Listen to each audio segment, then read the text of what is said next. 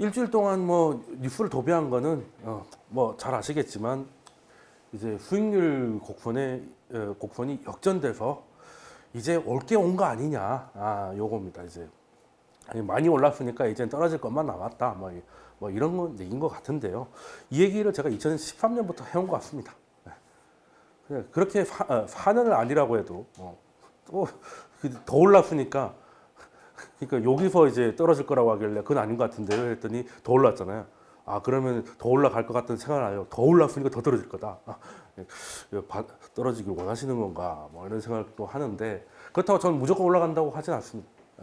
어차피 뭐 산이 높으면 골이 깊은 거고요. 골이 깊으면 또 산이 높은 건데, 일단 수익률 역전.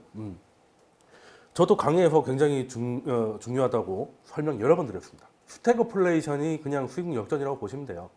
자, 경기가 있습니다. 자, 수익률 곡선이란 말이 뭡니까? 지금 이게 누워 있는 건데, 자, 2년물, 10년물이 있다. 자, 2년물은 어디 영향을 받아요? 2년물 금리는 어떤 거에 가장 큰 예민하게 반응을 한다. 연준의 통화 정책 그 자체에 영향을 많이 받고, 10년물은 장기금리, 시장금리라고 합니다. 왜 시장금리라고 하겠습니까? 성장률과 관련돼 있습니다. 지금 또 보니까 우리나라가 이제 금리 한번 올렸잖아요. 그래서 예금의 시대가 돌아왔다고 갑자기 또 뉴스가 도배가 되더라고. 금리 한번 0.25 올렸다고. 근데 같은 날, 며칠 전에 우리나라 50년물 국채 있습니다. 그 입찰인 거 아시죠? 다 입찰합니다. 얼마 입찰됐을까요? 한국 50년물. 이자 얼마나 될까? 돈을 50년간 빌리는데 이자를 좀 많이 줘야 되지 않겠어요? 네? 그죠? 10년물이 뭐 2.2% 뭐 까딱까딱 하는데 50년물은 어느 정도 되겠습니까? 3%요? 3%. 1.97% 나왔어요. 이 말은 뭐겠습니까? 한국은 앞으로 50년간 성장은 2% 안에서 할 것 같다는 거죠. 그리고 지금 기준금리가 1.75입니다. 근데 50년물이 1.97이에요. 거의 뭐 비슷하죠. 이제 우리는 이제 좋댔다라고 보시면 되는데 이게 뭐게? 물론 나중에 바뀔 수는 있어요. 바뀔 수는 있는데 왜 그러냐면, 자, 경기가 좋다는 말은 무슨 말이에요? 물건이 잘 팔린다는 얘기잖아요. 물건이 잘 팔리면 물건 가격이 떨어져야 올라가요. 당연히 올라가지. 그럼 이걸 보고 물가 상승이라고 하죠. 그러면 이제 물가가 올라갈 거니까 채권은 이제 물가 올라가면 이제 그만큼 가치가 떨어지잖아. 그러면 채권 사는 사람한테 이자를 많이 줘야 되겠죠. 그래야 입찰이 될 거 아닙니까?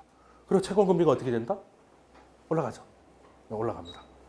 그런데 성장이 한 3%에서 3.5% 정도밖에 안 나올 것 같은데 시장 금리가 뭐 5, 6% 갈 수 있을까요? 못 가죠. 그냥 딱 성장률에 딱 갑니다, 그냥. 그래서 지난주에도 말씀드린 게 기준금리의 상단이 10년물 금리라고 보시면 돼요. 성장 3% 하는데 기준금리가 3%면 그냥 벌어서 이자내면 땡이다 이거잖아요. 직관적으로 말씀드리면. 그럼 사람들이 뭘 하겠습니까? 그냥 놀아버리지. 그래서 경기 침체가 오는 거예요. 네, 이해되죠? 그런데 이게 중요한 논리가 뭐냐면, 경기가 좋아하니까 이제 성장성이 높아져서 시장 금리는 여기까지 와 있어요. 그래서 물가가 올라가죠. 그럼 중앙은행들이 이 물가를 잡기 위해서 금리를 올리기 시작합니다. 처음에는 이렇게 차이 났다가 점점 줄어들어요. 연준은 빨리 올리는데 성장률은 그렇게 빨리 안 올라가잖아요. 그럼 결국에는 어느 순간 비슷하거나 따라잡히겠죠. 따라잡히면 어떤 일이 벌어져?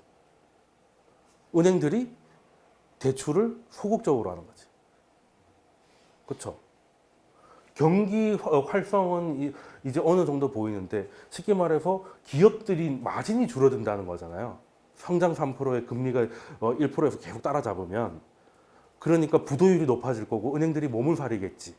그리고 은행들이 예대 마진이 줄어들잖아요. 좀 더, 그래서 은행들이 위축되니까 은행의 가장 큰 핵심이 신용 창출, 돈이 돌질 않아서 돈맥 경화가 와서 이제 경기 침체가 온다, 이거거든요.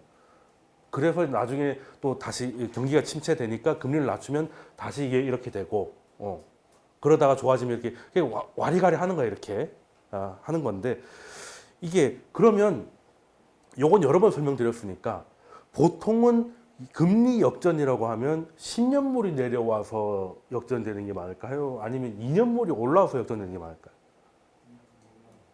다 2년물이 올라오는 거죠. 다 2년물이. 예. 예, 이해되십니까? 근데 이번에는 10년물이 내려왔어요. 2년물은 옆으로 막 도찐객진하는데 10년물이 번지점 하는 거 보이시죠?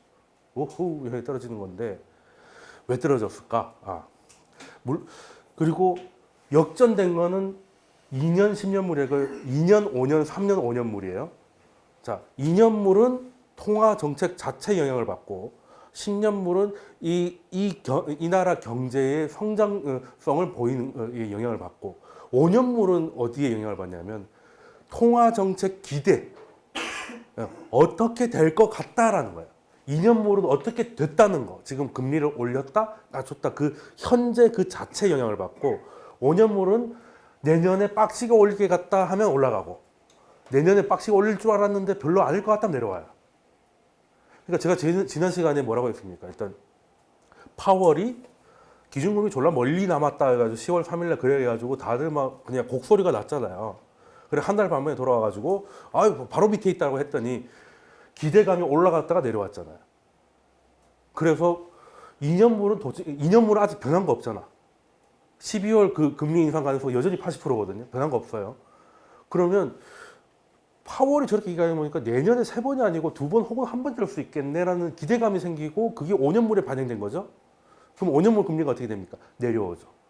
그 2년물 가만히 있다가 여기는 10년물 표현했는데 5년물이 내려와서 일단은 이 둘은 역전 안 됐지만 5년물하고는 역전이 일어난 거예요. 그걸 보고 비관론자들이 드디어 올 게 왔다. 수익률 역전되면 이제 단 한 번도 빠짐없이 경기 침체가 왔었다라고 하는데 단 한 번 빠진 게 66년에 안 왔어요. 예, 근데 뭐 그냥 그 특성 경향을 제끼고 대부분 이 정도면 거의 100%라고 봅니다. 근데 그래서 제가 얘기했던 건 역전이 돼도 빠르면 뭐 1, 2년 후에 꺼진다고 말씀드렸는데 근데 역전도 아직 안 됐어요. 엄밀히 말하면 역전 안 됐고 그리고 5년하고 이거는 그럴 만한 이유가 있었고요. 10년물 같은 경우는 수급이 꼬인 겁니다. 수급이. 그러니까 이게 무슨 얘기냐면 금융위기가 터졌어요. 금융위기가 왜 터진 겁니까? 일단 한마디로 얘기를 하면 자 우리가 가계 부채 막 문제 많다 그러잖아요. 근데 부동산 가격이 이렇게 폭락을 해. 그래서 다 경매에 넘어가요. 그럼 우리나라 은행들 괜찮아요, 힘들어요? 상관없죠. 상관없어요. 왜? 은행도 날아가는 건 아니잖아. 우리나라 은행은 100% 대출하지 않았죠? 어찌됐건. 그러면 70% 대출을 해줬으면 집값이 30% 이상만 안 빠지면 담보의 그 가치는 뭐 회분되지 않는 거고 10억일 때 7억 빌려줬어요. 나중에 보니까 이게 7억 됐어. 그럼 70%니까 30% 갚아라. 돈 없는데요. 그럼 경매. 은행 상관없습니다. 뭐 망하든지 뜨든지. 근데 잘 되면 많이들 빌릴 거니까 이제 이자 놀이가 좋으니까 좋은 거지. 우리나라 은행은 너무 안전해서 문제예요.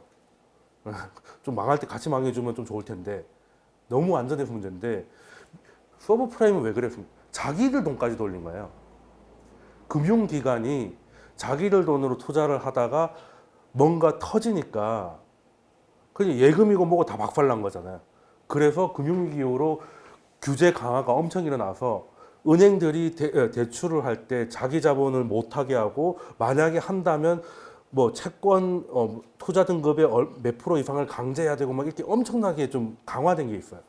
그러다 보니 그럼 내가 100억을 투자하고 싶어라고 하면 30억은 무조건 안전한 채권으로 갖고 있어라는 규정이 생겼어요. 그러면은 안전한 채권이 뭐겠습니까? 미국 장기국채잖아요.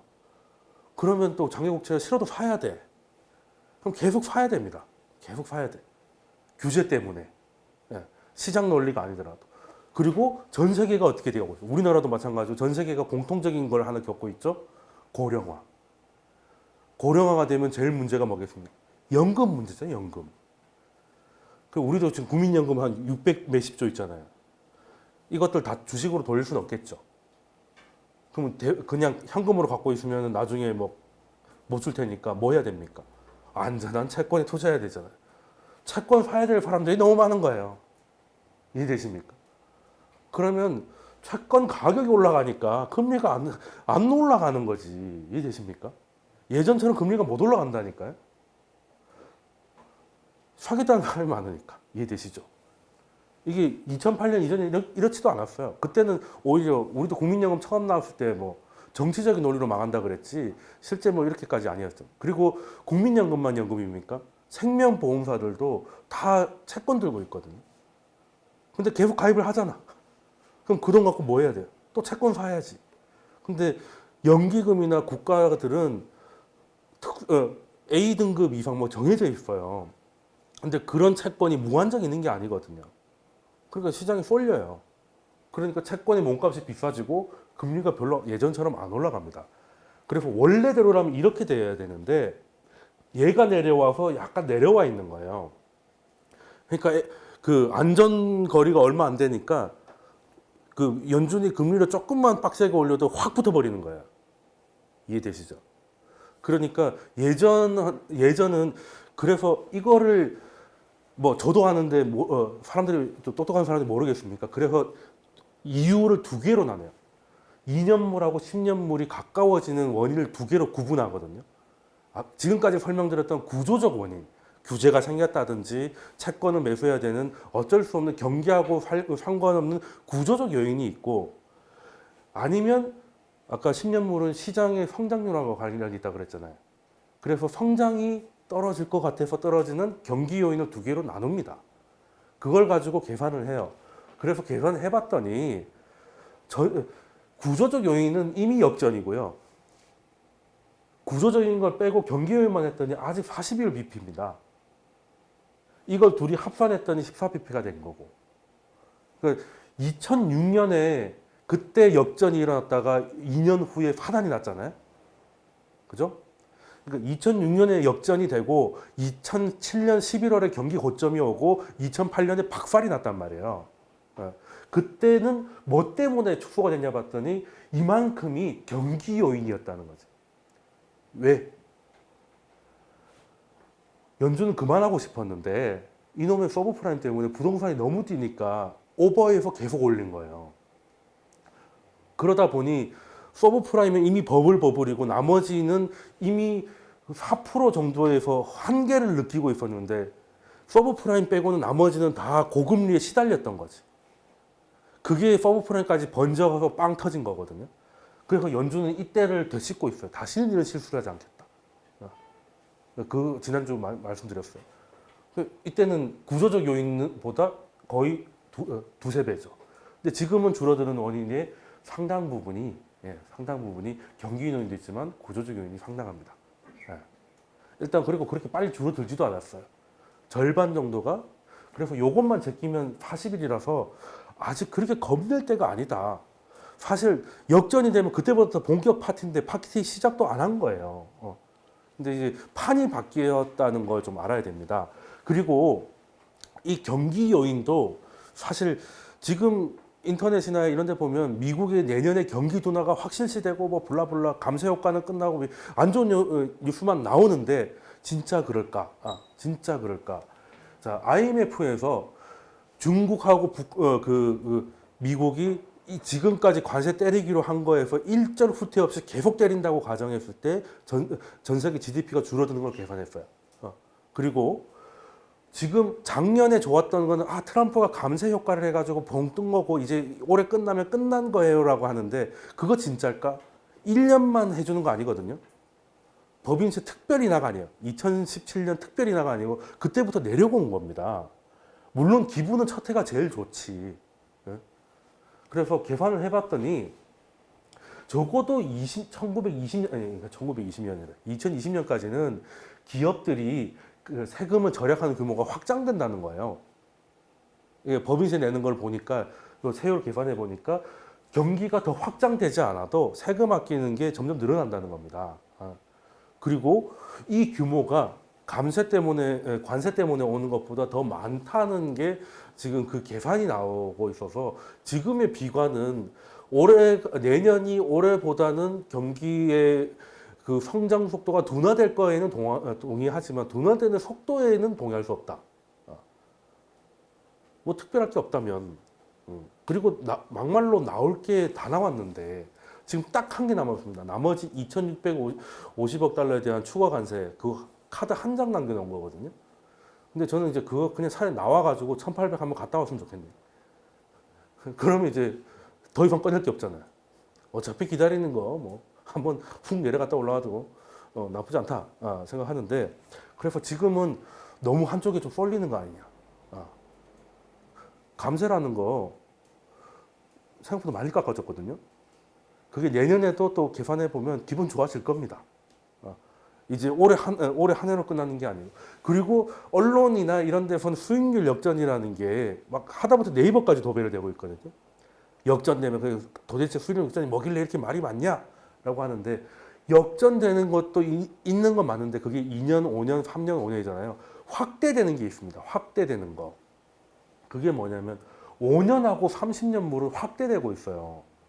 이 얘기를 하는 데가 별로 없습니다. 근데 이때까지 봤을 때, 자, 2년물하고 10년물이 역전이 되면 일정한 시간차를 두고 경기 고점이 왔습니다. 그거는 66년을 제외하고는 거의 100%의 확률을 보였어요. 그것 때문에 사람들이 두려워하는 거고. 근데 재밌는 거는 이 역전될 때가 파리 타임이고 마지막에 딱 고점 찍고 떨어질 때 이 기간이 어느 때는 좀 짧고 어느 때는 굉장히 길었단 말이에요. 이 파티 타임이 뭘로 결정나는가를 봤더니 5년물하고 30년물이 확대되면 파리 타임이 길어집니다. 왜 그럴까? 왜? 5년물은 뭘 반영한다고요? 통화정책 기대감이죠. 2년물은 금리 그 자체고, 이름은 그 자체고. 그러면 5년물하고 30년물이 벌어진다는 거는 지금 수익률이 역전이 됐지만 연준이 나서서 속도 조절에 나설 거란 기대감이 생겼다는 거죠. 요거 이해되십니까? 그러니까 한 겹 더 생각하는 거예요. 자, 2년물하고 10년물이 역전이 됐어. 그래서 이제는 진짜 마지막 파티고 이제 고점에 탈출해야 되는데 5년물 금리가 내려간다는 말은 연준이 금리 인하에 나서거나 동결 혹은 인상 속도를 줄이거나 금리 인상을 조기 종결할 수 있다는 기대감이 반영됐다는 거거든요. 그러면 파티가 길어진다는 거예요. 파티가 길어지는 건 딱 보시면 99년, 98년에 그때 여기 3년 이게 확대가 됐거든요. 5년물하고 30년물이 확대가 되니까 결국에는 닷컴 버블이 왔지만 파리 타임이 길었습니다. 네, 파리 타임이 길었고 그게 아니었을 때는 그냥 짧게 왔었어요. 이해되시죠? 그러니까 어떻게 보면 5년, 30년물이 굉장히 좀 중요한데 시장에서는 10년물, 2년물, 10년물만 얘기하고 그것도 역전도 안 됐는데 역전도 된 것처럼 얘기하고 있다는 거죠. 근데 지금 어떻습니까? 지금 유일하게 확대되고 있는 게 초록색 5년하고 30년물입니다. 그래서 저는 지난 강의도 말씀드렸는데 2019년, 2020년에 경기 침체가 와서 하락장이 올 거라고 다들 생각하는데 저는 1, 2년 더 재미 보고 빠질 가능성도 충분히 있다라는 거예요. 영원히 올라간다는 게 아니라 파리가 조금 길어질 수도 있다라는 겁니다. 왜? 지금의 모양은 98년 때랑 굉장히 비슷합니다. 이때 왜 그랬냐면 그린스펀이 예전에는 금리를 올리면 팍팍팍팍 올렸어요. 그러니까 베이비 스텝이라고 해가지고 0.25씩 올리기 시작했는데 그때부터 이제 0.25가 한 칸이 됐는데 올리기 시작하면 FOMC 할 때마다 탁탁 쳐나갔습니다. 그러니까 시장이 기겁을 한 거죠. 와, 그럼 1년에 도대체 10번 하는데 10번 올리면 금리가 얼마예요? 이렇게 되는 거죠. 그래서 와들와들 떨고 있는데 그래서 그린스펀이 뭐 그렇게까지는 안 할 거야 라고 했더니 그래서 속도 조절이 나오는구나. 그럼 5년물이 빠졌죠. 그러니까 웅크렸던 게 약간 펴졌죠. 근데 그 시간이 길어지니까 버블이 더 끼잖아요. 그래서 요때 닷컴 버블이 왔다가 한번 꺼집니다. 다 꺼진 줄 알았는데 98년 이후에 다시 불어가지고 그때 이제 제대로 된 우리가 기억하는 닷컴 버블이 오고 그때가 밸류에이션 기준, 물가 기준으로 했을 때 미국 주식이 가장 비쌌습니다. 서브프라임 때보다 그때가 더 비쌌어요. 더 버블이었다고요. 그러니 그리고 또 그런데 왜 자꾸 미국은 그 오를 것 같은데 자꾸 강의만 들으면 오를 것 같은데 왜 미국은 자꾸 빠집니까? 라고 물어보실 수 있는데 이게 기계적인 것도 있어요. 추종 매매라고 있습니다. 트렌드 팔로잉이라고 해가지고 미국은 우리나라 사람들은 성격이 급해가지고 21선 막 61선 이게 긴 거 못 봐요. 5일선, 21선 이런 거 한 달 안에 다 조지려고 하거든요. 성격이 급하니까.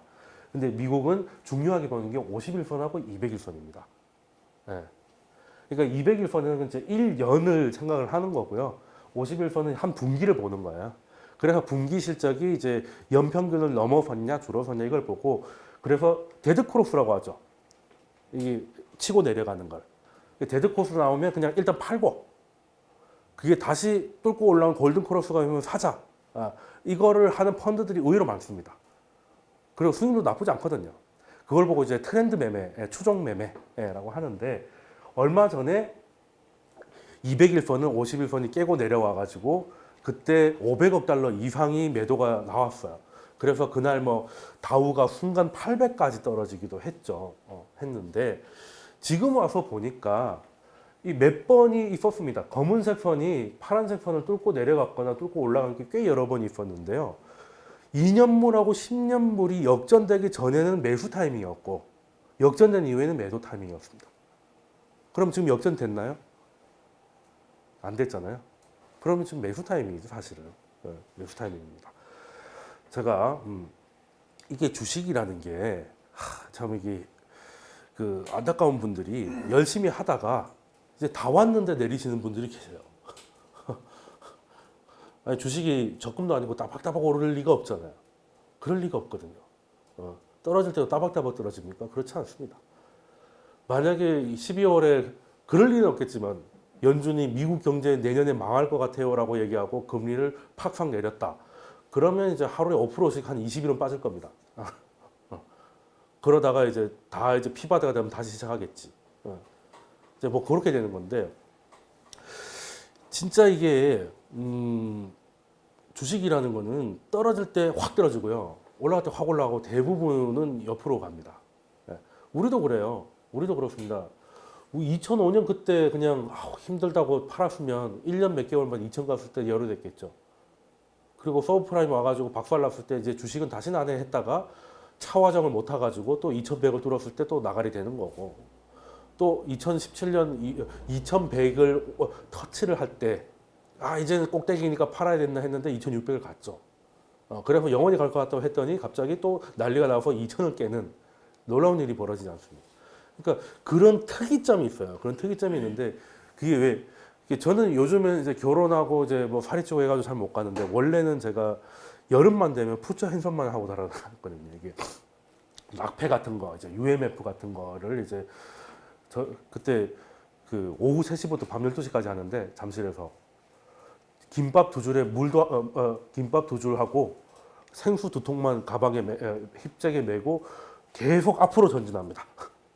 네. 밥을 많이 먹으면 안 돼요. 배고프죠. 왜? 화장실 가고 싶어지니까. 내 지정석이 아니거든요. 뚫고 들어가서 여기까지 갑니다. 결국. 그래서 이제 그러면 목표가 언제냐? 원래는 이거 새벽까지 하는데 잠실이 이제 아파트 촌이라 가지고 12시에 끝나거든요. 그러면 보통 그날 공연의 최고 하이라이트는 보통 몇 시에 시작돼요? 9시부터 11시까지. 그걸 헤드라이너라고 합니다. 그래서 9시까지는 여기가 어떻게 뚫고 들어가야 돼. 그래서 열심히 소리 지르면 카메라 찍히기도 합니다.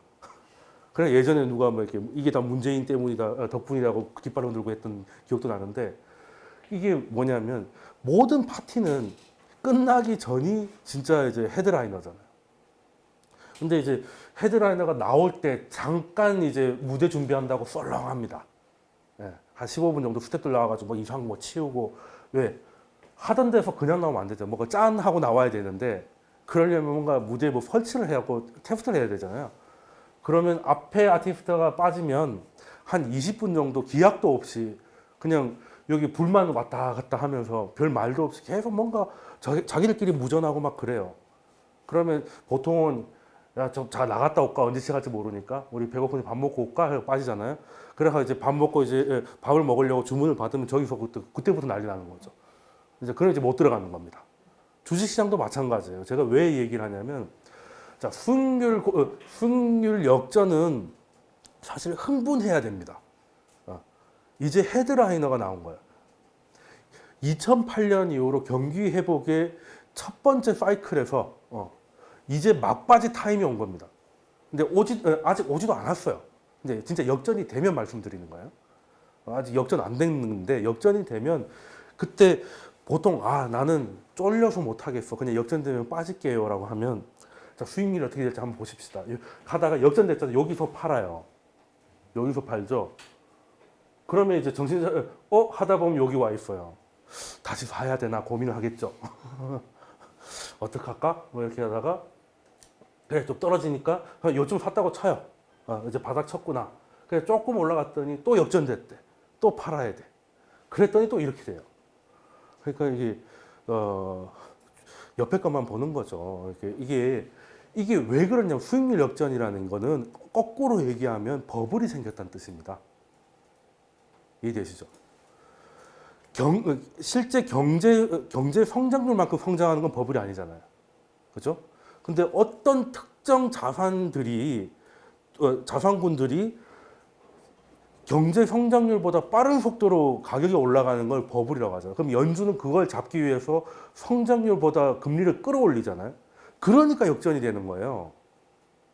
그러니까 한마디로 거꾸로 얘기하면 장단기 금리 차트는 버블 차트고 역전됐다고 하면 그때부터는 이제 그 영화 덩케르크에 보면 그 배 구조돼 가지고 이제 빵 같은 거 나눠 먹고 막 하는 장면이 있는데 그 중에 한 주인공이 이제 실내에 있기 싫어하다가 이제 먹어야 되니까 들어가는데 빵을 먹으면서 어딜 봅니까? 계속 탈출구를 보거든요. 왜? 어뢰 공격을 받아봤기 때문에 배가 뒤집어지면 저기를 못 나가면 익사하는 거잖아요. 그러니까 쪼리는 사람들은 밖에서 굶어 죽는 거고 빵을 못 먹으니까. 현명한 사람은 어떻게 해? 탈출구를 계속 보면서 빵을 집어 먹는 거야 이렇게. 그죠? 그러다가 뭔가 아니다 싶으면 잽싸게 뛰어나가야 됩니다.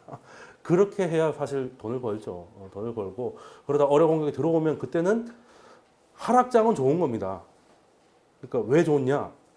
방향이 확실하잖아요. 상승장이든 하락장이든 방향이 정확하면 하락장이 좋은 게 있고 상승장이 좋은 게 있잖아요.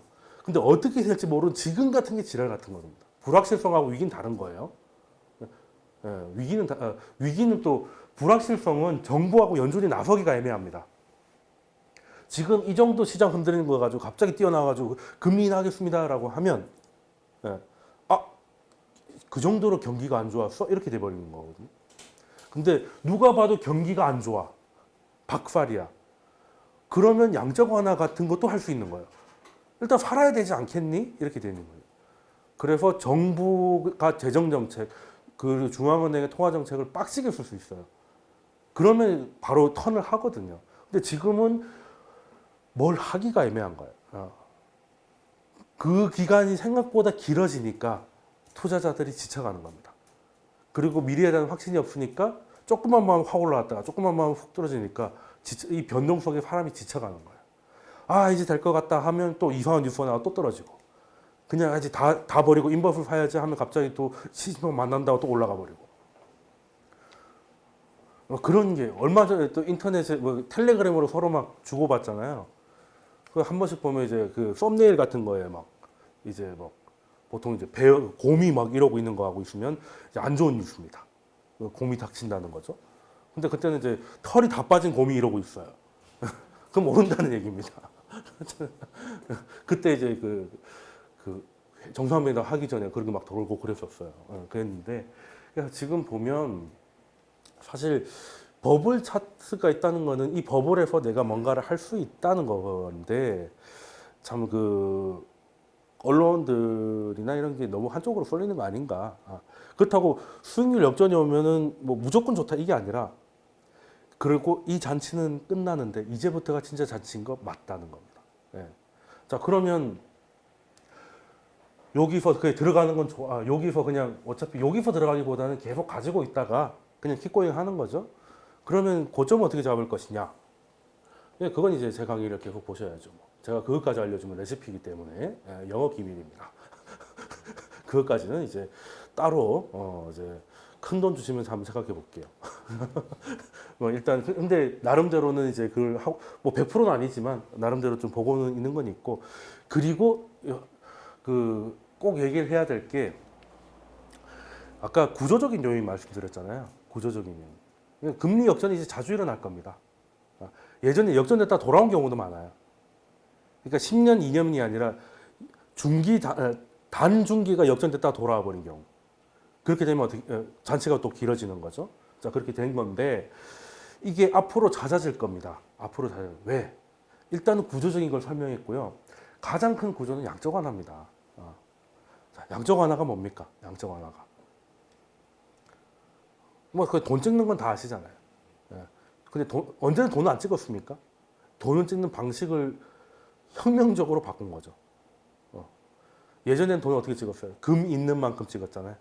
금 있는 만큼. 그리고 나중에는 어떻게 됩니까? 국가의 단기채.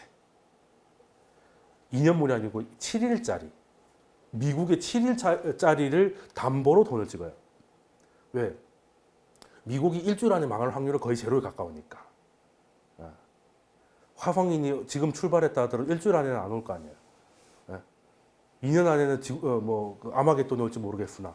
그러니까 사실 그 100% 안전하다고 생각되는 거를 담보로 돈을 찍어야 돈의 가치가 지켜지잖아요. 예. 원래는 그렇게 해왔다고요. 일주일짜리 국채를 기준으로 돈을 찍었는데 문제는 경기 침체가 빡시게 오니까 돈을 찍어서 공급해야 되는데 7일짜리 채권이 한계가 있잖아요. 그죠? 그래서 7일짜리가 아니라 10년짜리까지 다 담보로 잡을 수 있게 해서 담보의 양을 늘렸다. 담보를 쉽게 잡아준다라고 해서 양적 완화한 거예요. 이해되시죠? 요건 제가 여러 번 설명드렸는데 그리고 질적 완화는 뭐냐면 채권이 아니라 주식이나 다른 거를 담보로 잡고 하면 담보의 성격이 바뀐 거죠. 채권하고 주식하고 성격이 다르니까. 일본은 양적 질적 완화를 다 했습니다. 왜? 지금도 돈 찍어서 ETF 사잖아요. 네. 근데 미국은 거기까지는 안 했고 물론 약간 스며든 돈은 없잖아 있는데 일단은 7일짜리가 아니라 10년물, 7년물까지도 담보로 잡고 중앙은행한테 그걸 주면 그걸 담보로 돈을 실물 화폐를 발행해서 은행한테 밀어줬다는 거예요. 자, 그럼 이렇게 되면 이 돈들이 근데 돈들이 갑자기 공급이 됐습니다. 그럼 이 돈을 가지고 뭔가 은행들도 뭔가를 해야 되는데 금융위기 이후로 규제가 많이 생겼다고 말씀드렸잖아요. 이 돈 가지고 할 수 있는 이 돈의 절반은 또 뭐 해야 된다? 결국 또 채권 사야 되는 거예요. 그러니까 채권 수요가 겁나 늘겠죠. 그러니까 채권이 귀한 몸입니다. 그러니까 우리나라 아까 제가 비꼬면서 얘기했는데 우리나라 이제 완전 선진국이에요. 50년물이 우리나라가 50년 안에 망하는 위험을 감수하는데 2%도 이자를 안 주겠다는 겁니다. 와, 이제 드디어 대한민국 선진국 된 겁니다, 이제. 그죠? 그 말은 무슨 말이냐겠냐면 한국 같은 나라의 채권도 귀하다는 얘기입니다. 이해되시죠? 예전에는 안전하면 미국 혹은 영국 독일 이 정도였는데 한국도 이제는 완전 귀한 몸이라는 그 정도로 안전한 채권이 귀하다는 거예요. 왜? 사겠다는 돈들이 많아졌으니까. 네. 네. 그렇게 된 겁니다. 그렇게 된 거고. 그래서 우리는 그게 슬픈 거죠. 사실은 어떻게 보면 견실해서 채권은 선진국 대접을 받고 또 배당이나 또 이런 게 문제가 돼가지고 또 그 주식은 또 신흥국 취급을 받아가지고 약간 웃깁니다. 그러니까 예전에 그 수능 볼 때 하나 1등급이고 하나 8등급이라 대책이 안 나오는 거죠. 근데 내가 지망하는 대학은 이걸 안 쳐줘. 이렇게 되면 피곤하는 건데 이 양적 완화 얘기가 나왔으니까 조금 설명을 좀 드리고 싶은 게 양적 완화의 아버지는 벤버냉키 아니겠습니까? 벤버냉키인데 우리 특히 손대시도 그랬고 그런 얘기 부동산 얘기하면 꼭 일본 얘기 많이 하잖아요. 일본 부동산이 인구가 이제 줄어드니까 폭락을 하고 블라블라가 있는데 저는 그거는 말이 안 되고 근데 미국의 미래는 일본이 될 것이고 우리도 일본처럼 될 거라고 봅니다. 그러면 부동산 떨어진다고 그게 아니고 그거 외의 것들이 다 똑같이 떨어진다. 지금 일본 경기가 어때요? 일본 경기. 자, 힌트 드리겠습니다. 고졸 취업률 96%, 대졸 취업률 97%입니다. 경기가 이보다 좋을 수 없겠죠. 예. 아니 일단은 제일 중요한 게 일자리라면서요. 우리 올해 지난달에 11만 명 늘었다고 드디어 이제 숨통 튀었다고 막 얘기 나오는데 예. 거기에 비하면 일본은 뭐 그래서 지금 일본으로 가는 학생들도 많아요. 예. 그래서 저는 중국어 공부하지 말고 일본어 공부해라 차라리. 예. 이제 중국어 조금 힘들 것 같다. 그렇죠? 그리고 일본은 지금 어떻게 합니까? 일본이 이제 그 사쿠라를 정말 잘하죠. 중국한테 통화 수업도 해가지고 친한 척 하다가 또 미국이 하웨이 쓰지 말라니까 다 하웨이는 안 쓰겠다고 다 쫓아내고 간에 붙었다 풀기에 붙었다. 근데 지금 이 시대에 하는 법입니다. 우리도 간에 붙었다 풀기에 붙었다 해야 될 것 같아요. 지금 유플러스가 하웨이 거 쓰고 있는데 빨리 빼겠다는 얘기를 좀 해줬으면 좋겠는데요. 아무튼 좀 그러니까 아베는 이제 중국한테 발을 걸쳐놓고 중국한테 발은 걸쳐놓고 또 트럼프가 하라고 하면 또 행동대장으로 나섭니다. 유선 쓰지 말라고 했지 모바일도 쓰지 말라는 얘기 하는데 모바일도 다 집어던졌어. 있는 거 뜯어내겠다. 야 이런 거 보면 저런 거 좀 배워야 되나 싶을 때도 있고. 그러면 이기는 편 우리 편 이거잖아요 막말로. 한쪽에 하다가 한쪽 지면 어떻게 해? 예. 이기는 편 우리 편 아니면은 눈치가 졸라 빨라야 됩니다. 예전에 뭐 스웨덴처럼 중립국들이 왜 독일이나 미국이 양쪽에 막 수출하다가 미국이 이겼잖아요. 그럼 독일한테 수출한 게 왠지 좀 뒤가 키잖아. 그래서 스웨덴은 갖다 이제 돈을 줬어요. 사실은 저희가 이제 이걸 미국 무기를 뺏겨가지고 만들어가 돈을 벌었는데 뭐 그냥 좀 마음이 불편해서 드립니다. 라고 했더니 미국 입장에서 생각도 안 했는데 갑자기 돈 주니까 이렇게 가력한 놈을 받나 친해지는 거지. 근데 이제 약간 그런 것도 필요한 것 같아요. 국제시대에. 근데 일본 얘기를 이제 하는 이유가 벤버냉키가 일단은 좀 유명해진 게 99년에 논문을 하나 냅니다. 논문을 하나 내는데 일본이 왜 망했나 이거거든요. 그러니까 일본이 이제 91년부터 팍 꺼지기 시작했잖아요. 버블이 꺼졌는데 그래서 중앙은행이 이걸 일단은 금리를 바닥에 붙여놨어요. 바닥에 붙여놨는데 이게 어떤 거를 해도 디플레가 벗어나질 않는 거예요. 유동성 함정에 빠졌다고는 말을 하잖아요. 근데 그래서 지금 일본은 이제 답이 없다고 하는데 일본이 왜 답이 없어졌는가에 대해서 논문을 씁니다. 핵심은 하나예요. 경기가 조금 좋아지려고 하면 그때는 중앙은행이 저금리가 너무 부담스러웠던 거야. 일단은 그 상황상 저금리를 하고는 있는데 너무 저금리가 부담스러워가지고 조금만 살아난다 싶으면 금리를 올렸다가 그 금리를 올린다고 하니까 그 경기가 죽어버리는 거야. 그러다가 다시 금리가 또 제로로 붙었다가 또 살짝 살아나면 또 얼씨구 하고 올렸다가 같이 죽는 거야. 이 짓을 8년 동안 한 거예요. 보다 못한 버냉키가 제발 좀 그러지 마라. 이거 습관성 유산도 아니고 뭐 싹이 좀 날려고 하면 거기다가 뭐 그러냐. 그냥 화끈하게 금리 올리지 말고 발상의 전환을 해라. 그래서 일본 애들이 이게 뭐 난데요 하고 봤을 거 아니야. 이게 뭐라는 거야. 그랬더니 생각의 전환. 금리를 올리지 말고 그냥 돈 찍으라는 거예요. 이렇게 된 거죠. 근데 어떻게 됐어요?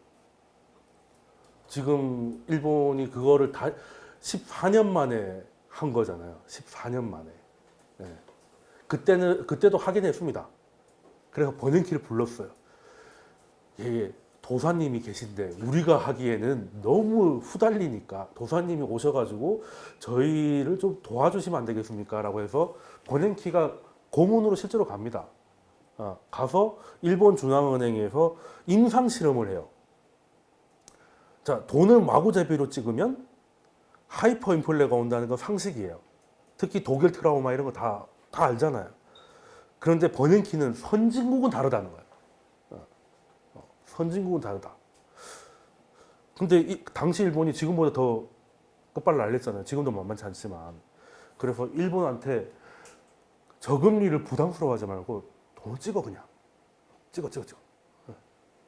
왜? 버냉키 논리는 간단했습니다. 디플레가 오니까 사람들이 현금을 갖고 있으려고 하죠. 디플레라는 말은 뭡니까? 내가 현금 갖고 있으면 물건값이 자꾸 싸진다는 얘기잖아요. 그러면 진짜 급한 거 아니면 천천히 사겠지. 차도 올해는 뭐 2천만 원인데 내년에 1,900만 원이 돼. 그럼 급한 거 아니면 내년에 사겠죠. 그럼 소비가 일어나요? 안 일어나요? 안 일어나죠. 그럼 소비가 안 일어나니까 기업들이 개판이죠. 고용이 안 돼. 그리고 기업들이 버티려고 가지고 있던 부동산 던지고 하니까 부동산도 같이 꺼지고. 그럼 어떻게 해야 됩니까? 그래서 뭐 나름대로 뭐 정부가 뭐 재정 정책 써가지고 조금 분위기가 좀 살아난다 싶으면 그래서 이제 한번 돌아오나라고 했는데 중앙은행이 금리 올리겠다라니까 아, 돈 가치가 더 올라가겠구나. 그래서 또 소비를 미루는 거예요. 너무나 간단한 거잖아요. 이제 예금 넣어두면 예금 이자 빵이었는데 예금 이자도 주겠네? 그러면 이제 돈들이 다시 저축으로 들어가죠? 그러니까 약간 살아날 것 같은 것들이 다시 꺼집니다. 그러니까 버냉키는 그냥 돈을 갖고 있으면 썩는다는 생각을 심어주세요. 상품권처럼 유통기한 만들어버려라, 그냥. 그러면 그런 거 있지 않습니까? 내일 이제 유류세 인하가 끝나요. 그럼 내일 기름값 오르겠죠. 그럼 오늘 가다가 기름을 넣어야겠어요? 내일 넣어야겠어요? 오늘 넣어야지. 그러니까 이제 돈을 갖고 있는 게 손해라는 인식. 이미 저금리는 옛날부터 했고 벌써 8년을 넘게 저금리를 했고 돈을 그냥 찍어라. 찍어버려라. 근데 이제 대놓고 하기에는 일본도 새가슴이잖아요. 후덜덜 해가지고 그러다가 예전에 바이마르 공화국 나면 어떡합니까? 또 독일하고 친했잖아요. 또 독일 친구한테 물어보니까 미쳤다고 절대 하지 말라고 그러는 거예요. 우리가 그것 때문에 얼마나 고생했는지 아냐고 막 독일어로 막 욕을 하니까 근데 도사님인 건 같은데 어떡하나 엄청 짱 하다가 이래주구나 저래주구나 한번 해볼까? 그래서 표시 안 나게 시작했어요. 표시 안 나게 시작했는데 그 돈들이 어디로 갑니까? 외국으로 나가요. 그러니까 첫 번째 제일 우려했던 부작용은 안 나타난 거야. 돈 찍으면 하이퍼 인플레가 올 줄 알았는데 그냥 그 돈들이 밖으로 다 나가버리네. 그 덕에 우리도 좋았습니다. 그 돈들이 뭐 하겠어요? 주변 아시아 국가에 투자하겠지. 이제 야, 일본에서 엔화를 찍는데 그럼 엔화 가치 떨어질 거 아니야. 그죠? 이자도 제로인데다가 가치도 떨어진대. 그러면 엔화 대출 땡겨가지고 여기 공장 하나 지어가지고 3%만 먹으면 개꿀? 이렇게 되는 거죠. 뭐 그러니까 이제 옆으로 이제 퍼져 나가는 거고. 그래서 재밌는 게 이머징이 힘들어지면 엔고가 오는 거죠. 철수했던 게 돌아와 버리니까. 아무튼 뭐 그래서 일단은 버냉키는 보니까 선진국에서 돈 찍으면 인플레가 오니까 인플레가 수출된다. 이해되시죠? 그러니까 돈을 찍어서 좋아지는 효과는 국내에 머물지만 부작용인 인플레이션은 온 동네가 엠빵한다는 거죠. 그러니까 이거 괜찮네 하고 그냥 이제 2004년에 이제 나는 고향으로 돌아가겠습니다. 돌아가셨어요. 그러니까 일본은 뭔가 된 것 같기도 하고 안 된 것 같고 뒤가 좀 씁쓸하지만 뭐 다음을 기약합시다 이렇게 했다가 그때 일본에서 왜 들어왔어요? 연준 의장 해라고 해서 그 2006년에 연준 의장이 되지 않습니까? 의장이 됐어요. 근데 2년 만에 80년 만에 최악의 경기 침체 서브프라임 사태가 터지죠. 네. 그때 이제 양적 완화에 대한 이론도 제공을 했고 실제 임상 실험을 집도한 주치의가 또 뜻밖의 연준 의장이었다는 거는 저는 행운이었다고 봐요. 이걸 가지고 음모론으로 자기가 돈 찍고 싶어서 한번 해보고 싶어서 뭐 금융위기를 일으켰다 이렇게까지도 버냉키가 신은 아니잖아요. 그렇게까지는 아닐 것 같고 나름 노력을 했는데 그래서 이제 그때 당시만 해도 다 이게 미국만 놓고 보면 나라를 구한 사람입니다. 2008년, 2009년에 오죽하면 이제 벤 버냉키 인터체인지도 있어요. 뭐 우리도 뭐 을지로 이런 데 있잖아요.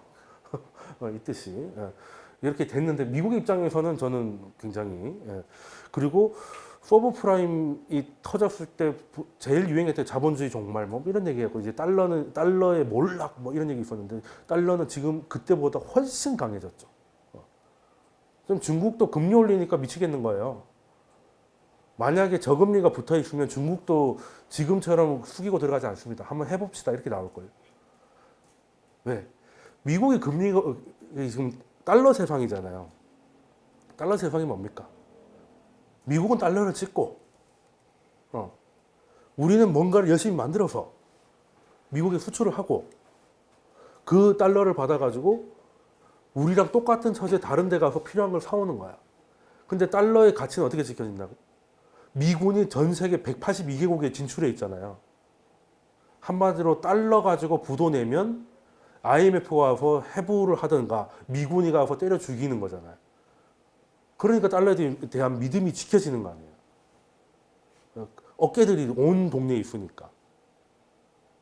그러면 이것도 근데 그 아름다운 거죠. 만약에 이걸 가지고 미국을 엄청 비난하는 사람들도 있는데 만약에 이런 게 아니었다면 뭐 예전처럼 각각의 나라가 있었다면 우리나라가 이렇게 살 수 있었을까? 쉽지 않다고 봅니다. 우리가 미국에 수출할 때 배를 보내잖아요. 그 배가 안전히 갈 거라고 생각하십니까? 해적들이 나와가지고 뭐 우리 열심히 반도체 만들라고 했는데 해적들이 막 와가지고 컨테이너 들고 가고 하면 우리 해군이 일일이 가가지고 다 지켜야 됩니까? 그거 아니잖아요. 거기 가고 있는데 갑자기 뭐 하면 이제 그 근처에 꼭 미 항공모함들이 왔다 갔다 하는 거 없이 미 항공모함이 그 작전 거리에 있는데 해적질을 할 수 있는 정신 나간 사람 별로 없잖아요. 그러니까 그냥 평화로운 겁니다. 그리고 동북아시아를 지금 모습으로 만든 게 뭐겠냐 물어보면 저는 뭘까요? 그러니까 아시아의 네 마리의 용 뭐 이런 거 있잖아요. 이게 가능했던 발명품이 있습니다. 별거 아니라고 생각하는데 이게 진짜 동북아시아의 운명을 바꿨어. 원래 동북아시아는 약간 극동이에요. 극동. 극동이 뭡니까? 완전 동쪽에 있다는 거잖아요. 오리엔트는 중동을 얘기하는 거죠. 유럽 사람들의 입장에서 동양은 페르시아, 이란이지 저기 신라나 이런 데들 있는지도 몰랐다니까요. 그러니까 동쪽인 줄 알았는데 더 동쪽이 있네 해서 이제 극동이 된 건데 그러면 일단은 멀기도 지질이 멀죠. 대부분의 경제권이 뭐 서구가 이제 자리를 잡고 난 이후로는 유럽 아닌 미국 막 이런 데인데 우리는 혼자 이렇게 우리들끼리 떨어져 가지고 뭐 이렇게 수출을 하나 하려도 뭐 실크로드로 지구 반바퀴 돌아야 되고 그 수에즈 운하 전에는 진짜 이게 아프리카 다 돌아다녀야 돼. 물론 그렇게 돌아다니기도 했지만 근데 가능했던 게 뭐예요?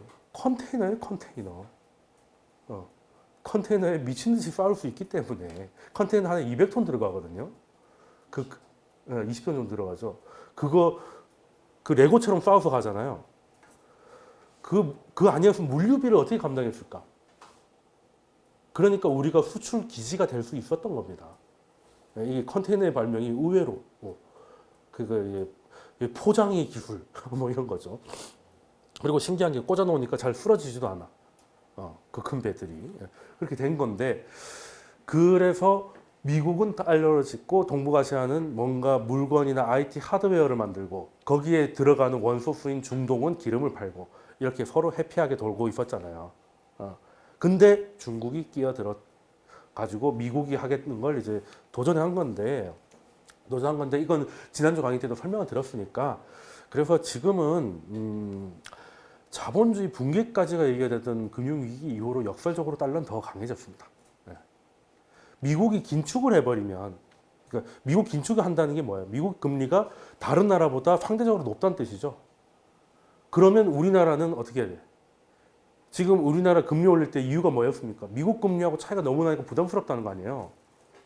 그러니까 미국이 금리 높은 상태면 웬만한 나라들은 금리 인하를 못합니다. 왜? 돈이 빠져나가 버릴까 봐.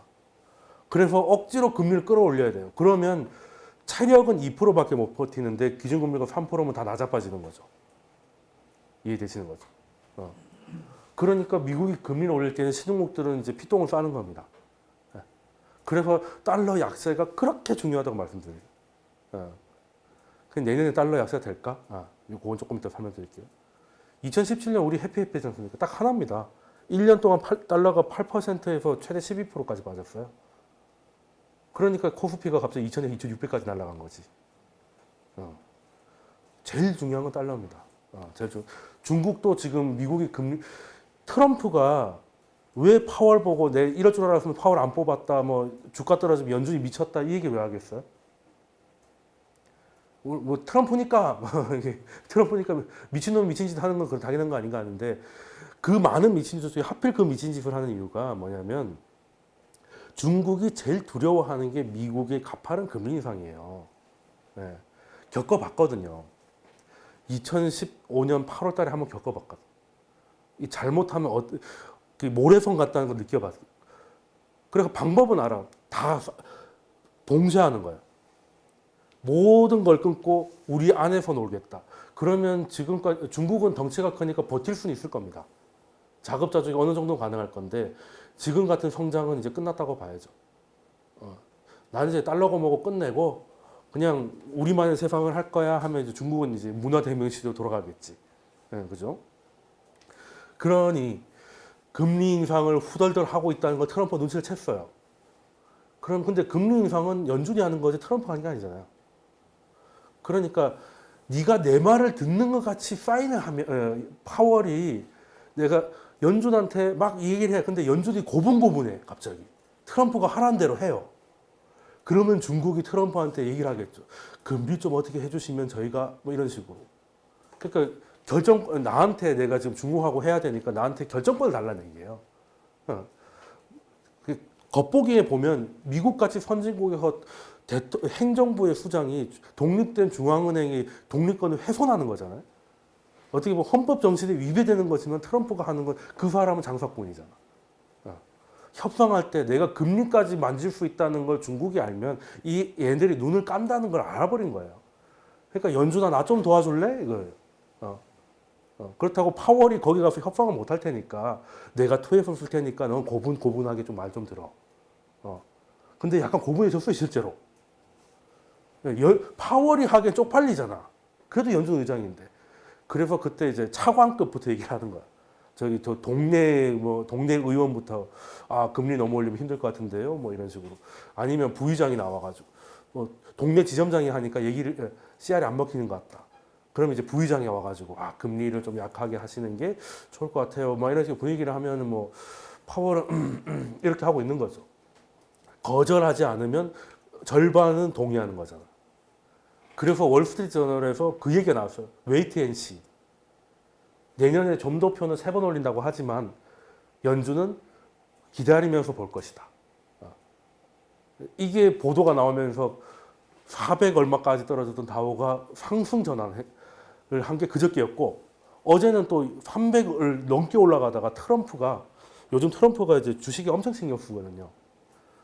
분봉을 보고 있대. 분봉을 이런 식으로 대통령이 단타를 치고 아니 왜냐하면 자기 알거든요. 이게 제가 지난 강의 때 말씀드렸잖아. 주식하고 부동산이 무너지면 재혼한 성공한 대통령 한 명도 없다고. 그리고 우리 전두환 때도 어떻게든 살았던 건 먹고 살만했기 때문이에요. 그죠? 국가보도의 날 그 예고편에 보면 늘 나오는 게 뭡니까? 실제 보도가 있었거든요. 우리나라 국민의 84%가 자신은 중산층이라고 느끼고, 그리고 거기서 약간 놀란 거는 영화 자체는 어이없어요. 말도 안 됩니다. 그리고 금융의 기억자도 모르는 거 아닌가 의심스러운 대사도 있어요. 은행한테 전화해가지고 뭐라고 자본금보다 대출을 많이 했습니까? 라고 물어봐요. 은행은 원래 자본금보다 많이 해야 돼요. 그러니까 은행이지. 그러면 은행 보고 영업을 했습니까? 물어본 거예요. 그걸 굉장히 놀란 장면으로 이렇게 처리했다는 거 보면 감독이 감수를 덜 받은 거 아닐까? 뭐 이런 생각을 좀 없잖아 했는데 거기서 근데 하나 이제 와닿았던 거는 거기 그 미도파에 납품을 해가지고 막 만세를 하기 전에 그 전에도 납품하기 전에 그 집에 들어가면 30평짜리 아파트예요. 누구지? 허준호 역이 납품 받기 전에도 그 아파트에 살잖아. 한마디로 다들 비슷비슷하게 살았다는 거예요. 원래대로라면 지금 같으면 어떻게 됩니까? 구질구질하게 살다가 납품을 해가지고 아파트로 이사 가야 되잖아. 그때는 납품을 못하는 조그만 업체를 하는 사람도 그 정도는 살았다는 뜻이에요. 지금처럼 양극화가 벌어지지 않았다는 거. 그거는 저는 조금 와닿았는데 나머지는 다 약간 이게 뭐 벌떡벌떡 일어나게 만들어가지고요. 그리고 최악이었는데 뭐 수포인데 최악이었는데 김현수가 막 보고 오빠라고 했을 때 진짜 울고 싶었어요. 왜 갑자기 신파를 만들고 그래? 뭐 어우, 뭐 그거 아니었으면 제 진짜 도노래에서 찍으려고 했는데, 예. 뭐 아무튼 뭐 그렇게 되는 건데 그거는 이제 너무 재난 영화로 만들었고. 그래 근데 이 달러 무슨 얘기하다가 거기까지 갔지? 큰일 났다. 어디에서 빠진 거죠? 국가보도의 날 전에 뭐 얘기했지? 아 맞다. 트럼프. 그래서 요즘 트럼프의 트위터 올해의 자산관리사들의 첫 번째 눈 뜨면 할 일이 뭡니까? 트럼프가 뭐라고 트윗했는지 봐야 되는 거잖아요. 근데 요즘도 트위터 하잖아요. 근데 트위터가 순해졌어요. 예전에 무슨 트위터 때문에 주가가 막 확 꺾이고 이런 거 되게 많았거든요. 근데 요즘에 트위터에 굉장히 순해졌어요. 적어도 트위터 때문에 주가가 빠지는 일은 없어요. 최근에는 주가 관리를 한다는 거죠. 확인된 건지는 모르겠지만 그 자문단을 불렀대요. 주가가 요즘 빠지니까 트럼프가 부른 거죠. 불러가지고 이게 관세 때문이냐고 물어는 봤다고 하는데 대답을 했는데 듣지는 않았다는. 결국엔 다 내가 큰 뜻이 있으니 뭐 이렇게 되는 건데 어쨌든 엄청 관리한다는 얘기는 이제 파다합니다. 파다하고 이제는 재선 전략도 생각해야 되니까. 그리고 GM 때문에 스트레스를 많이 받았어요. 일단은 트럼프는 GM한테 뒤통수 맞은 거죠. 내가 뭐 GM이 부도났나 왜 이렇게 비상이 울리죠? 지진 일어난 건 아니겠죠? 내일 눈 온다. 내일 눈이요? 눈 오는데 이렇게까지 해야 됩니까? 얼마나 오는지 한번 기대를 해봐야겠습니다. 예. 예. 아니 참 첫눈인가? 이 GM 같은 경우는 원래는 지금 우리도 지금 GM 때문에 골치 많이 아프잖아요. 군산 이런 것 때문에 사실 뺄 겁니다. 뺄 거예요. 아니 미국 공장도 뺀다는데 뭐 한국 공장 놔둬봐야 뭐 하겠어요. 당연히 빼는 거지. 근데 이제 자동차라는 건 굉장히 좀 다른 문제거든요. 뭐 잘 아실 겁니다. 자동차가 예전에는 뭐 부품이 2만 개 좀 들어갔다가 요즘엔 그다음 뭐 뭉치로 만들어서 8천 개 들어가거든요. 근데 이제 자동차가 잘 되면 자동차는 절대 놓을 수 없습니다. 베트남 이번에 차 나온 거 아시죠? 베트남에서 완성차가 나왔습니다. 1,000만 원짜리. 인도 거보단 좋다는 말이 있어요. 인도 거 타타에서 처음 나올 때 백미러가 옵션인 거 보고 기겁을 했는데 그러니까 야, 세상에 에어컨도 아니고 세상에 백미러가 아니 근데 거기는 뭐 백미러 없어도 된대요. 뭐 그게 달릴 일이 없대. 워낙 막혀가지고 그냥 뭐 그러다가 이제 인도하다가 불 붙고 이래가지고 말 많았잖아요.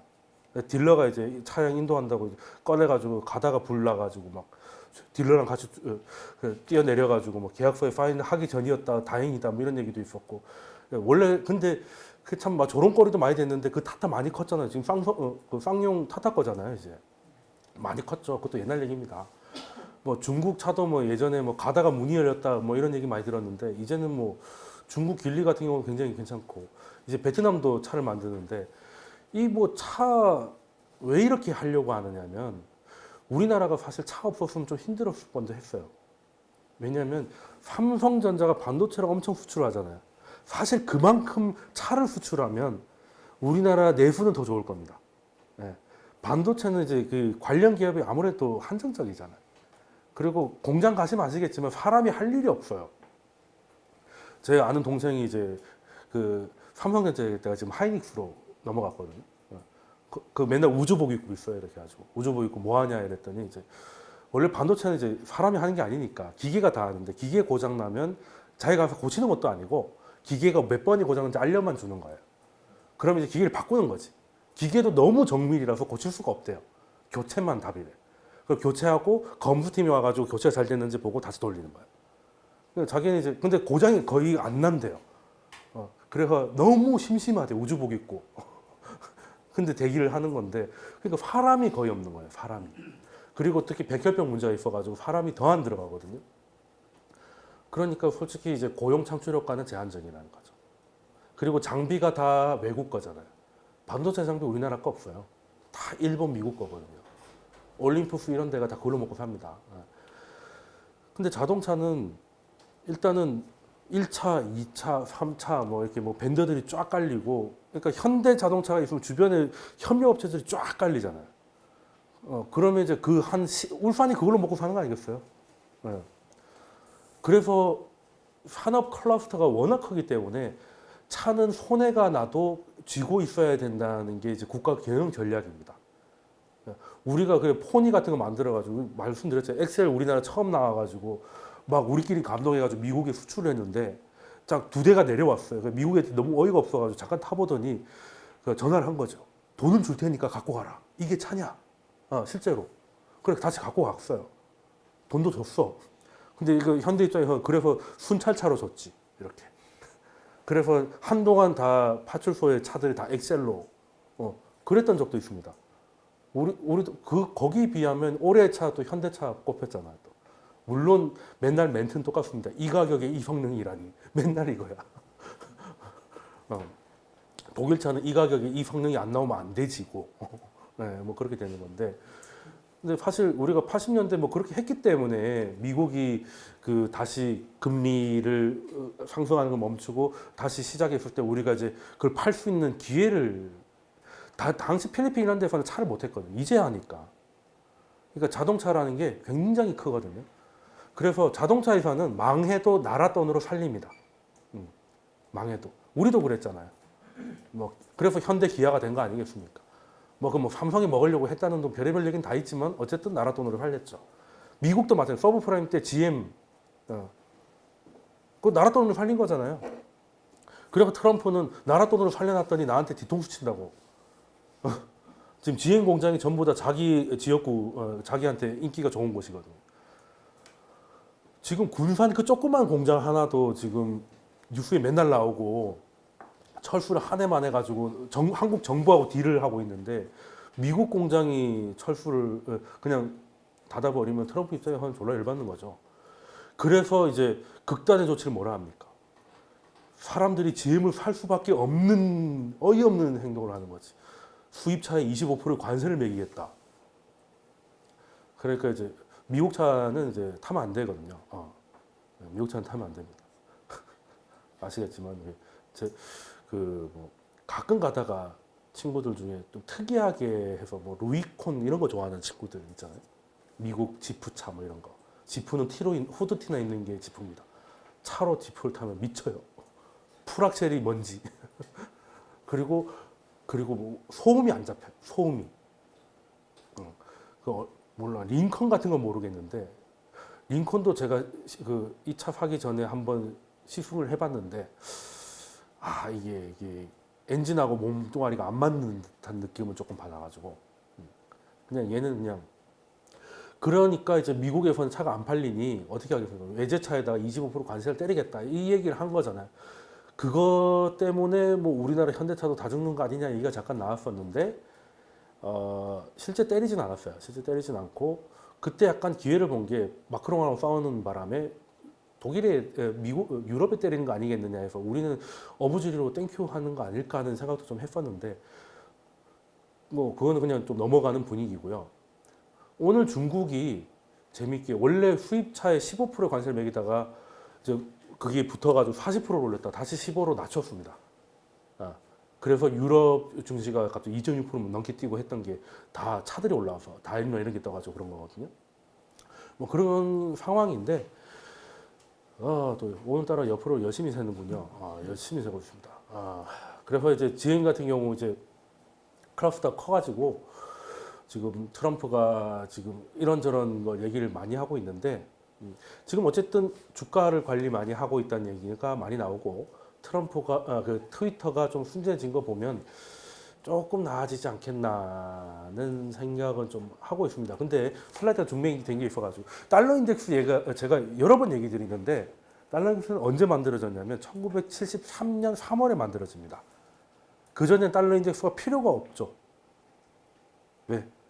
닉슨 쇼크 전까지는 브루트 도즈 체제잖아요. 세계가 환율이라는 게 없던 시절.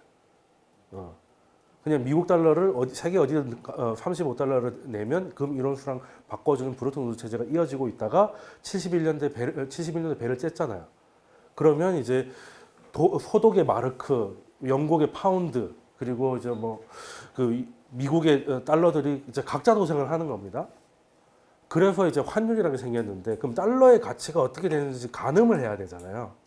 그래서 73년 3월에 달러의 가치를 100으로 놓고, 그러니까 상대 가치죠. 이제부터는 이제 금이나 태환이 아니니까.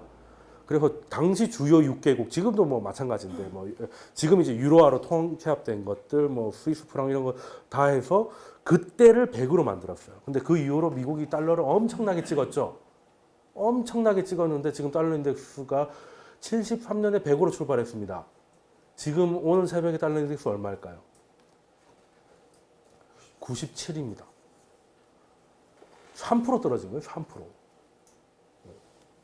놀랍지 않습니까? 73년도에 다우지수가 얼마인데, 그죠?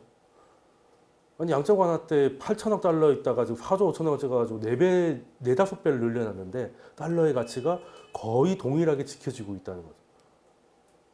이 말은 뭐겠습니까? 관리를 엄청 잘했거나 달러를 찍을 때 상대편도 같이 찍었던 거죠. 그래서 지금 달러 인덱스는 이렇게 구성됩니다. 유로, 엔, 뭐 이렇게 해가지고. 그래서 제일 중요한 게 유로예요. 특히 근데 올해 같은 경우는, 그래서 작년은 이 달러가 8에서 12%가 빠지면서 이머징한테 굉장히 좋은 해 였는데, 올해는 둘이 싸우는 것도 싸우는 거지만 달러가 강한 모습을 계속 보여요. 트럼프는 강달러를 원하진 않았지만 왜? 유럽에서 자꾸 소음이 생겨. 이탈리아 문제 뭐 이런 것 때문에. 그러니까 지금 58%가 유로잖아요. 유로가 약해지면 달러는 가만히 있어도 강해지는 겁니다. 그러니까 달러가 내려와야 우리가 숨통이 튈 텐데, 그러니까 미국은 그냥 중국을 때리고 있고, 그래서 중국 때문에 우리는 우울한데, 지금 유럽에서 자기들 집안 싸움 때문에 유로가 떨어지고, 그래서 달러가 올라가서 우리는 그냥 강달러에서 미국은 금리를 계속 올리겠다 그러고, 수출은 안 될 것 같고, 중국하고 미국 싸우고, 사실 안 떨어지는 게 신기한 해였어요. 사실 지금 와서 보면 안 떨어진 게 신기한 겁니다. 그래서 일단은 우리한테 해결돼야 되는 건, 첫 번째, 더 이상 싸우지 말자. 그러니까 화해하자는 게 아니라 확전하지 말자는 거예요. 근데 확전은 거의 다 했기 때문에 할 게 없죠. 이제 원래 치킨 게임을 왜 합니까? 서로 이제 기싸움을 하잖아요. 이거 던지면 나 그 콜 받고 맞고 하잖아요. 그러다가 이제 서로 이제 약간 쫀 겁니다. 이제 여기까지 한 거예요. 서로 이제 카드를 다 꺼냈어. 자, 그러면 이제 꺼낸 카드를 가지고 네가 이거 하면 나 이거 하나 빼줄게. 슬라이스죠. 그러니까 칸칸이 돼 있잖아요. 2,500억 달러에 25% 혹은 또 10%, 500억 달러에 25%, 10% 칸칸이 돼 있잖아요. 네가 이거 하면 25로 10으로 낮춰줄게. 이거 하면 뭐 해줄게. 할 수 있는 틈을 마련해 놓은 거죠. 이해되지? 중국은 그러면은 카드가 상대적으로 작으니까 뭘 합니까? 대만은 건드리지 마. 대만은 거기 올리지 말고 다른 걸로 얘기합시다, 우리. 라고 한 게 이제 이렇게 된 거고. 그래서 일단은 지금 양적 완화라는 거는 더 이상 미국의 전유물이 아닙니다. 그러니까 달러 인덱스가 여기까지 지켜지는 거죠. 지켜지는 거고. 그리고 지금 앞으로도 금리 인하가 나오면 양적 완화는 처음에 할 때 하이퍼 인플레이션 이런 거 뭐 논쟁이 많았었는데, 그때는 지금보다 더 싸웠습니다. 지금은 고점 논란이었잖아요. 그때는 2010년, 2011년, 2009년 그럴 때는 이제 더블 딥 온다고 난리 났고, 이제 물가만 오르고 다 망할 거다, 스태그플레이션 온다고 엄청 저주를 퍼부었습니다. 근데 그 이후로 드라마틱하게 올랐죠. 드라마틱하게 올랐고, 양적 완화는 원래 처음에는 한 번도 시도되지 않은 실험적 통화 정책이라고 소개가 됐어요. 근데 이제는 임상이 끝났죠. 가장 반대하던 유럽 땅까지도 지금 이걸 하고 있고, 유럽은 이번 달까지 하잖아요.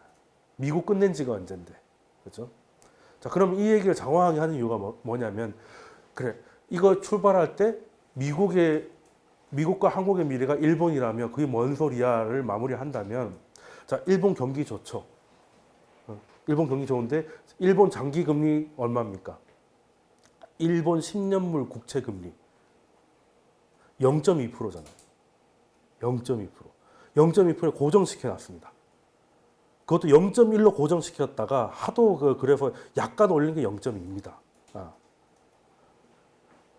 그러면 일본 경기 좋은데 시중금 10년물은 시장 성장성에 관련된다면서 일본의 성장성이 0.2밖에 안 돼? 그거 아니거든요. 일본 GDP 성장은 그거보다 잘 나옵니다. 이게 우리의 미래입니다. 왜? 지금 전 세계는 늙어가고 있고요.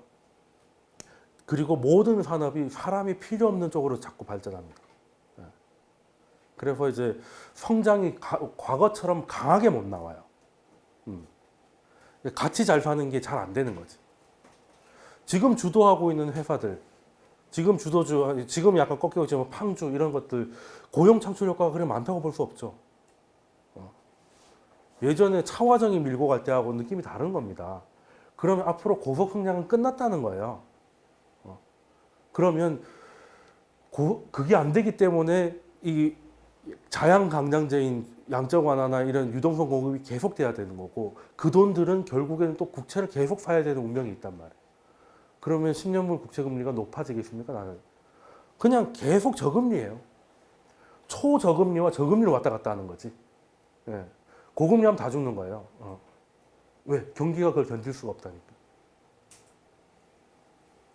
그리고 구조도 그렇습니다. 우리도 마찬가지예요. 보험사나 이런 데서는 다 채권 사야 되고. 그래서 앞으로 역전은 자주 일어난다. 그리고 우리의 삶의 모습은 뭐다? 경기가 좋아져도 고용은 늘어나지만 임금이 늘어나지 않습니다. 왜? 이제는 숙련공이 필요가 없어요. 아까 하이닉스 그럴 때 사람은 별로 필요가 없습니다. 여기서 내가 10년 했는데 의미 없어요. 2달만 일하면 압니다. 기계가 다 하기 때문에. 그래서 초보하고 마이스트로 차이가 별로 없어진다니까요. 예전에 사람이 할 때는 그 생활의 달인들이 있잖아요. 놀라운 사람들이 있지 않습니까? 장인들이 있어가지고 10몇 년 동안 하면 뭐 임금 많이 주고 해야 되는데 이제는 다 기계가 하는데 그러니까 사람이 필요하면 고용은 하지만 임금을 올려줄 이유가 기업 입장에서 없는 거예요. 일본 지금 경기 좋고 미국도 지금 미국 경기 완전 좋잖아요 지금. 근데 임금이 많이 오릅니까? 진짜 찔끔찔끔 올라요. 찔끔찔끔 오릅니다. 우리도 그렇게 될 거라는 거죠. 이제는 이제 고용이 이제 뭐 급여 인상 이런 게 아니라 이제는 어떻게든 자기가 받은 돈에서 일부러 자본화 시켜가지고 자본 수익을 거두지 않으면 노동 수익은 이제 사실상 종료라고 봐야죠. 여러분들이 기업을 한다고 생각을 해보세요. 뭐 사람들한테 돈 많이 줄 이유가 뭐가 있습니까? 다 기계로 돌리고 이제는 콜센터에도 이제 뭐 컴퓨터가 사람 말을 알아듣는다는데 뭐하러 굳이 이렇게 사람을 씁니까? 그리고 컴퓨터의 가장 좋은 건 뭡니까? 알파고를 100대 설치해도 얘네들은 노조를 안 만들어요. 그죠? 갑자기 뭐 어디 굴뚝 이런 데 안 올라간단 말이에요. 알파고도 검색해보면 이렇게 해봐야 정부가 안 알아주는 걸 알고 안 올라간다고. 그리고 알파고는 사람 아니잖아요. 주 40시간 근무 하루 종일 돌려도 되죠. 비트코인 최고라듯이 24시간 대응이 가능한 거 아니겠습니까? 그러면은 알파고가 더 비싸도 써야 되지 않겠어요? 지금 햄버거 사 먹으러 갔을 때 요즘 다 이렇게 주문하죠. 사람한테 얘기할 데 없습니다. 그래서 이제 앞으로는 지금 수익률 곡선 이런 게 중요한 게 아니라 우리 삶의 모습은 일본처럼 될 가능성이 높고 지금도 사실 그렇게 되고 있고요. 되고 있고 지나보면 우리가 이렇게 됐네라고 인식을 할 거고 그러면 이제는 예전에는 내가 여윳돈 가지고 이거 좀 잘 굴려가지고 재테크를 해서 한번 수익을 내야겠다 이런 수준이 투자였다면 이제는 노동 수익을 금수저가 아닌 이상은 노동 수익에서 일부분을 짜투리 돈을 만들어서 이걸 투자 시장에서 돌려서 뭔가를 만들어내지 않으면 그리고 이것 때문에 성장하는 기업들이 분명히 있을 겁니다. 성장하는 기업들이. 근데 문제는 그 기업들은 인력이 많이 필요하지 않고 고급 기술을 쓰기 때문에 내가 거기에 입사하기 힘들어요. 그러면 어떤 방법이 있겠습니까? 그 회사 주식 사면 되죠. 그러니까 제 친구도 예전에 동네 그 시장이 있는데 큰 마트에 있었거든요. 돈 많이 벌었어요. 예. 그래서 그때 당시 제가 고등학교 때 뭐 그 용돈을 막 일주일에 50만 원씩 아버님이 주고 막 해가지고 완전 물주였습니다. 걸어다니는 중앙은행이었죠. 그때 50만 원이면 뭐 끝장나는 거 아니겠습니까? 그래서 걔는 독특한 정신세계를 가지고 살았어요. 부족함이 없다 보니까. 뭐 그랬던 게 있는데 지금 그 친구 어떻게 돼요? 굉장히 힘들게 삽니다. 일단은 왜? 바로 150m 옆에 연재 이마트가 들어왔어요. 딱 들어온다는 얘기를 들었을 때 뭘 해야 됩니까? 가게 그때까지도 가게가 잘 됐어. 왜냐하면 시장에다가 맥주 같은 걸 계속 납품했기 때문에 그 마트가 하는 게 아니잖아요. 그래서 권리금 얼마 뭐 수천 줄 테니까 하라는 사람 꽤 있었거든요. 그래서 그때도 이제 잠깐 우리가 야 그러지 말고 그냥 가게 팔고 그 돈으로 이마트를 사 주식으로. 지금 와서 만나면 막 그때 왜 자기를 더 강권하지 않았냐며. 그 결국엔 가게는 권리금 없이 빠졌고요. 시장도 거의 없어지다시피 했고, 그리고 거기는 새로운 아파트들이 쫙 들어와서 시장은 이제 흔적도 없어졌어요. 그냥 대단지 아파트가 들어왔고, 그리고 그 친구는 뭐 부동산 분양이니 뭐니 해가지고 전국의 아파트를 떠돌고 다니고 있습니다. 가끔 뭐 대구 범호동이라고 전화 오고 충청 어디라고 전화 오고 심심한데 아파트 살려니까 시끄러워하고 뭐 그런 거거든요. 맨날 나보고 제일 먼저 장가가라고 만나면 그 소리 했습니다. 왜 결혼하면 집 살 것 같으니까. 네. 아직 팔아주지 못했어. 근데 이제 어쩌다가 친구가 또 결혼한 데 가지고 한번 만났을 때, 야, 내가 그때 이마트 사라고 했을 때 지금 샀으면 환산해 보면 이제 옆에서 계산기 돌리고 있으니까 그만하라고 막 그러더라고요. 사실 그런 거 아니겠습니까? 이게 사실 뭐 맞는 얘기인 것 같아요. 그게 어떻게 보면 씁쓸할 수도 있는데, 그리고 대형마트 요즘 잘 안 됩니다.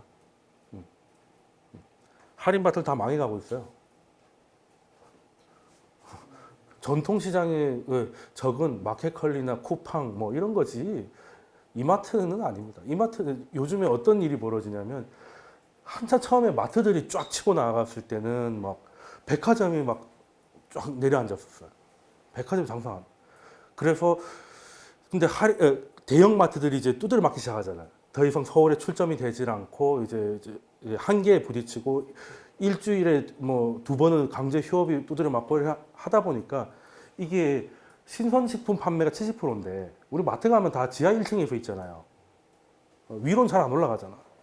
예. 저는 이제 위에 올라가서 저는 그런 게 있습니다. 스트레스 받으면 락앤락 이런 걸 사면서 좋아하는 약간 그런 습관이 있거든요.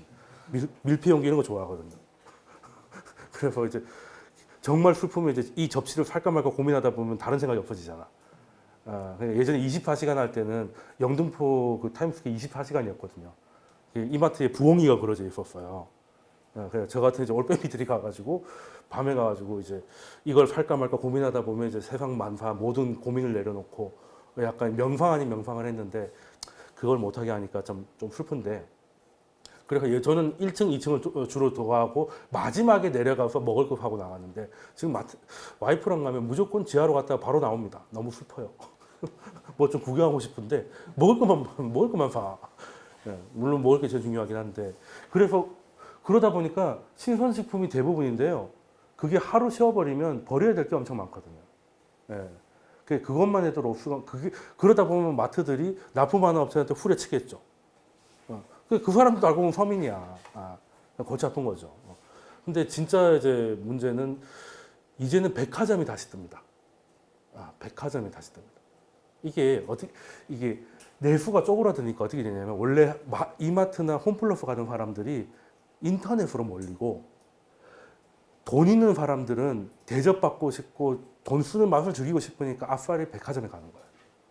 그래서 백화점이 다시 뜹니다. 지금 미국도 그래요. 미국도 그렇습니다. 근데 특히 저는 이제 우리나라 우리는 미국에서는 물건 살 때 월마트에서 산다 혹은 아마존에서 산다 이렇게 얘기하거든요. 근데 우리는 어디서 산다고 하나요? 인터넷으로 사 이렇게 하잖아요. 그 말은 무슨 말이겠습니까? 1등 기업이 없는 겁니다. 지마켓에서 사, 11번가에서 사 이게 아니라 인터넷에서 사라는 거잖아요. 그래서 지금 쿠팡이 나름대로 열심히 좀 하고 있는 것 같고 이번에 뭐 이상을 하나 만들더라고요. 원래 쿠팡은 망했어야 되는데 왜? 적자 구조가 너무 심각해서. 근데 손정희 회장이 돈을 계속 찔러줘가지고 한국의 아마존이 될 것 같다 이렇게 해가지고 지금 돈을 찔러줘가지고 그 빨로 버티고 있는데 아무튼 소셜은 쿠팡이 드시지 않을까. 일단은 뒤에 큰 형님이 계셔가지고 물류센터 수준을 넘어가는 게 생겼어요. 이번에 공사가 들어갑니다. 예. 물류센터는 그냥 쌓아놓고 그냥 물려 보내는 거고 그거는 뭐 다 하는 거고요. 그 넘어가는 버전의 거를 이제 우리나라에서 처음으로 시작합니다. 그리고 지금 온라인에서 잘은 모르지만 굉장히 열심히 하는 게 ffg.com. 예.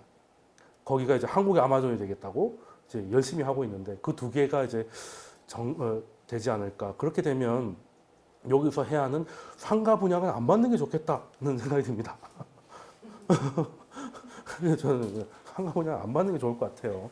그냥 투자할 게 없다 하더라도 상가 분양, 우리나라 상가 과포화 상태다. 라고 말씀드리고 싶고, 아무튼 뭐 이런저런 얘기를 좀 많이 했는데, 그러니까 삶이 변할 때 그 변화에 있는 기업들을 주목하라는 거예요.